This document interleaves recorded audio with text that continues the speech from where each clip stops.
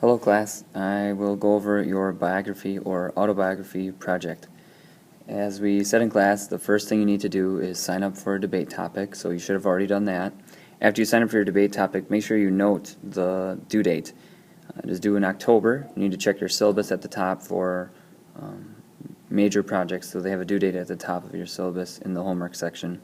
Then also, please note that there is a requirement to submit it to turnitin.com, and you can see the ID number right there and the password right there. So be sure to make note of that when you submit. You always need to submit a hard copy. There always needs to be a works cited page, and you will submit these also to either turnitin.com or some other method that I may tell you. So for this project, it's turnitin.com.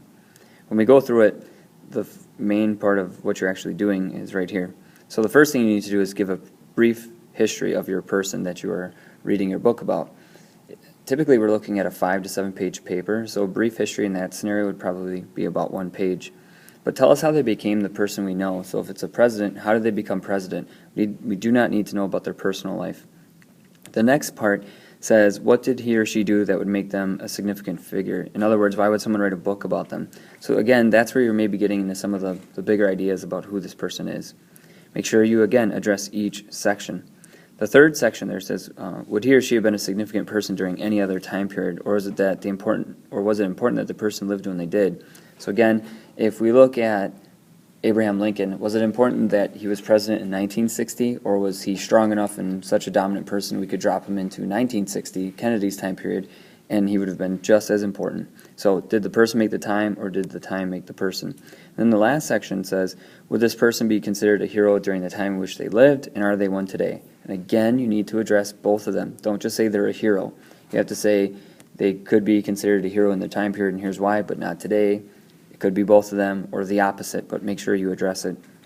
If we look here at the bottom portion, it's where I'm again going through a little bit of detail that I just kind of went over with you now. The main one I would like to point out, though, is that you must cite the source at least 10. So 10 is the minimum, more is okay.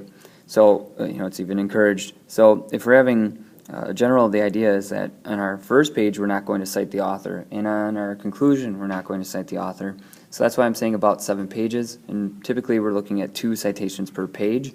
That's how you'll get to about a 7-page paper, 10 citations. Again, I cannot emphasize enough the importance of documenting, and that, again, we must have a works cited page.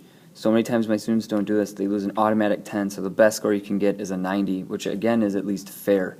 In your college courses, you should receive a 0, and you would be charged with plagiarism. So we don't want to have to worry about that ever. If you have any questions about any of this, make sure you come into class and talk to me about it. All right, guys, good luck.